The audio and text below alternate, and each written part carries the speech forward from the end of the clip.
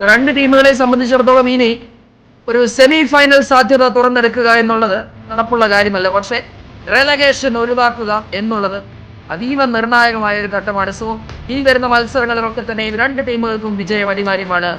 മത്സരത്തിലേക്ക് കടക്കുന്നു 76ാമത് Kerala premier league മത്സരത്തിൽ FC Kerala versus Kerala Blasters.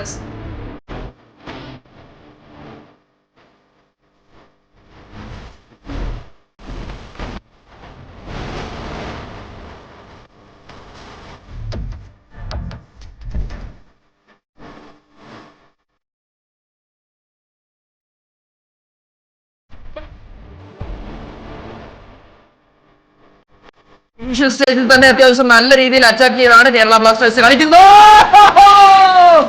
Kerala Blasters